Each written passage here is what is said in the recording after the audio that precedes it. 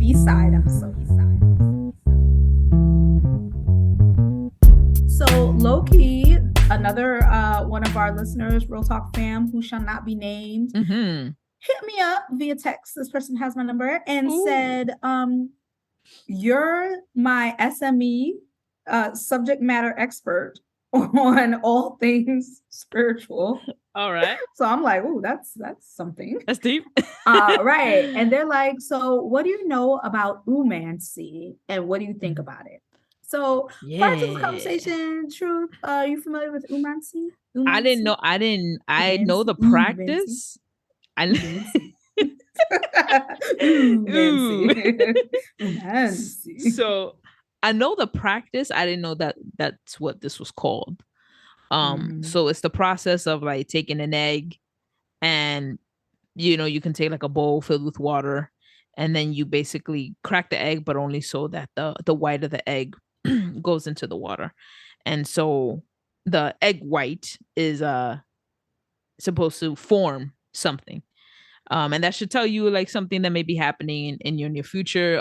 Popular symbols would be like if you see like a crib, then maybe you're gonna have like a child. A plane, you're gonna take a flight, stuff like that. I'm familiar with the practice because my great grandmother, that was something that she would do, but only on New Year's. Fascinating. Very fascinating because I don't know where she learned it from. Like, I have very little history about my great grandmother, because she went to like the capital of Nicaragua when she was only like 12. So I don't have a lot of history as to where she would have learned it from, but I'm assuming if it wasn't her parents, then it was maybe somebody she worked for. Okay. But yeah, interesting. But yeah, I did not know that that's what it was called. Yeah, so Oomancy, it is from the Greek. The oo part is eggs, so we're thinking like ovo. I got my real nerd hat on right now. Mancy is divination, and so Oomancy, egg divination. I was not familiar with that word for it as well. But I think so. I don't have any personal experience with it. Probably the only way that I ever really knew about it was for those of you in 9th grade English, the Scarlet. Is it the Scarlet Letter? No. What's the Salem witch hunt book that is like the Crucible? Oh, okay. I think it's the Crucible where they. That sounds familiar. Yeah. They doing the witch hunts of the girls in Salem, Massachusetts. Yeah. And one of the main characters, I believe she is an African enslaved person. I think based off of a real person, I believe. Y'all, I'm going straight off the dome. This is no research. So if I'm wrong, God bless, correct me. I'll take it. Tituba, she did Oomancy and looked for someone's like fiance or who you're going to marry in the egg. And that was like way back in high school. I remember reading that. That's my only experience with that. But basically, the listener that asked about it said that her family members are a bit concerned that someone is doing the evil eye in her direction, right? And so I'm like, I'm your subject matter expert, huh? I don't fucking know. But basically, right, I'm like, we don't want that, I guess. Exactly. But I said, I will do some research. But basically, her family is concerned that someone's doing the evil eye and suggested maybe Oomancy can be a remedy or a way to figure out what's going on. Another like version of this is taking an egg and placing it on areas of your body, or like maybe like rolling it on your body in some way, and it can like extract the negative energies or negative intentions out. And so those are things that I've done some research, read about a little bit.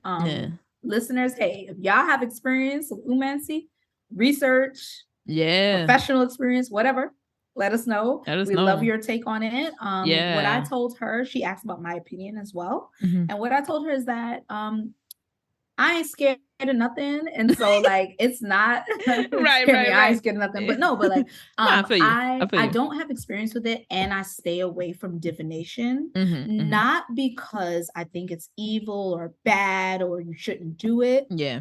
It's because I think that it is really magical, for lack of a better word. Yeah. And I think it's very powerful. And I think that it deals with the realm of the unknown and the unseen. Yeah.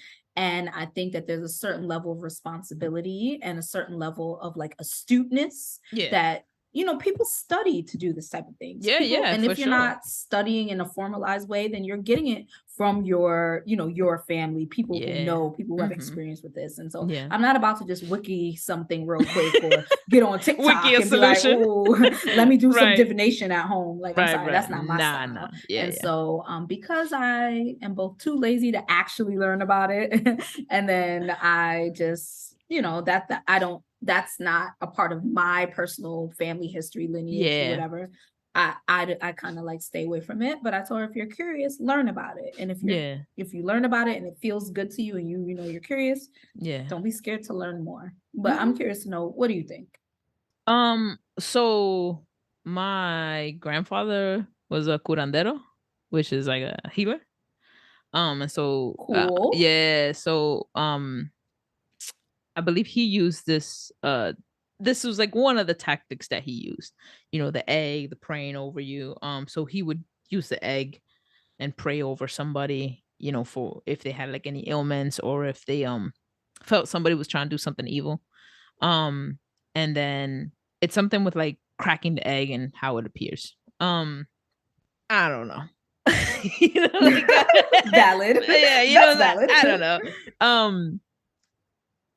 So I feel like I'm very much from like the thought of, you know, people can wish to do evil on you. All right. You know, at the end of the day, like we all wish a lot of things. You know what I'm saying? Like, yeah, at the end of the day, like for me, I'm like, my God is bigger. So go ahead, ball up. You know, like see who win. Yeah, you know, see who win. Good. You're gonna go against my guy, see who win. You know, but that's my thought, you know. So and for me, that's enough, you know, that's enough for me. I don't like to dwell too much into like trying to undo these type of things because I feel like because it's not something I know, you know, it's not my role. I'm like, it would be me to do something that changes like the whole course. You know, you to fuck around and find out. Exactly. True said, I am not trying to find out actually. So exactly. Yeah. So like that type of unknown, because it's like you said, because it's unknown. I'm like, nah, I'm good. And I just feel like it can. I know people who can really dive into it, but without knowing, like I feel like it creates a lot of confusion in their lives, and there's like a because it's like not grounded, you know, you're not learning it from whether it's like a family or like a professional, you know, who has experience with this. I put it like on the same level as like when random like men just get up and are just like, I'm gonna be a pastor today. You know, like it's one of those, like, you know, it's like, you're definitely qualified for that. Right, exactly. It's like, what? So because of that, I don't dwell into it. In doing some research, when you asked me about like what the scriptures say about like this, I found it really interesting. Deuteronomy says, no, don't do it. You know, in a nutshell, don't do it. Interesting though, when I looked in the Torah to find out like specifically what is it. So I'm gonna ask real quick.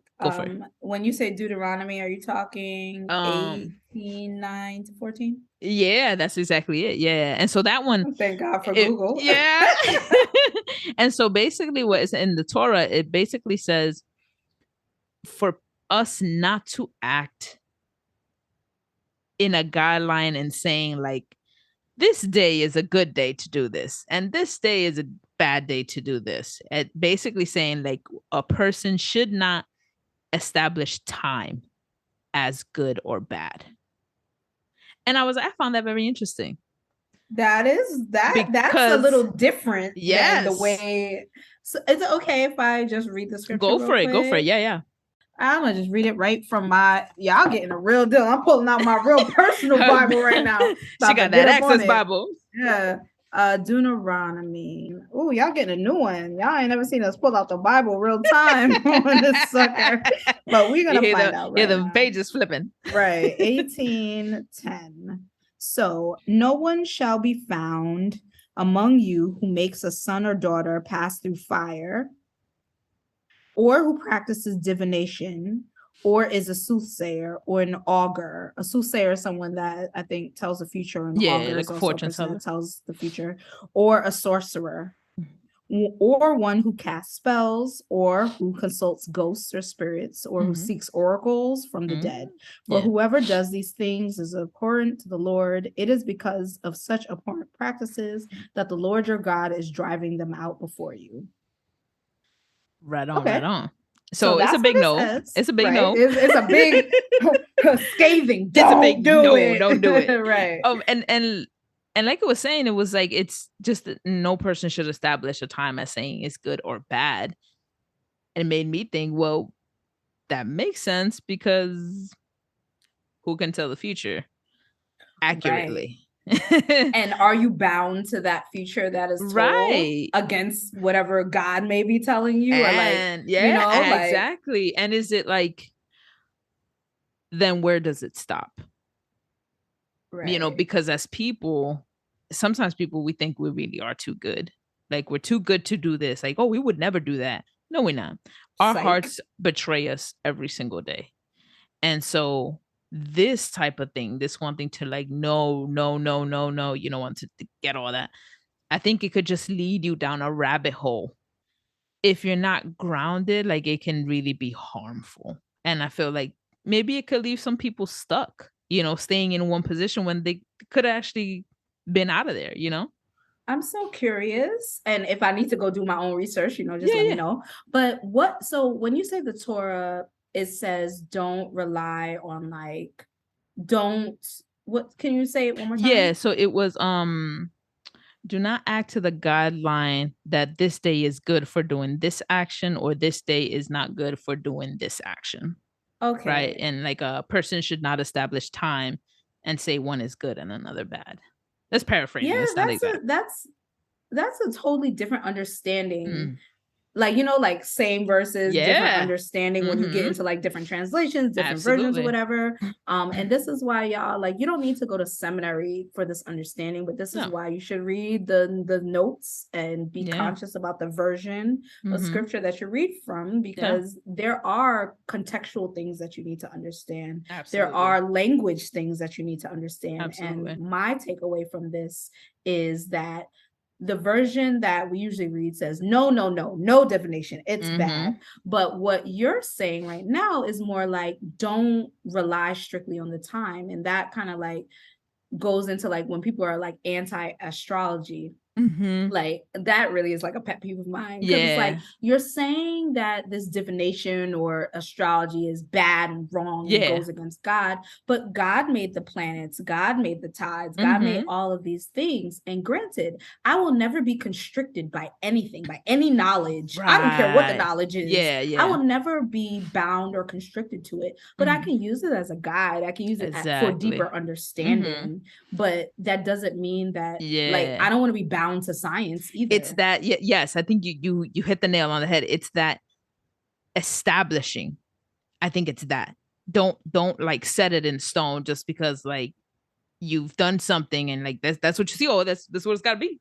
That's it. I'm just gonna hold on to it, because you might actually going deep, but free will, God's will, and you might just miss the bigger picture. Like, that's just your own interpretation. Be like, you might completely miss one it. way. That's one entry point into this. Exactly. And, right.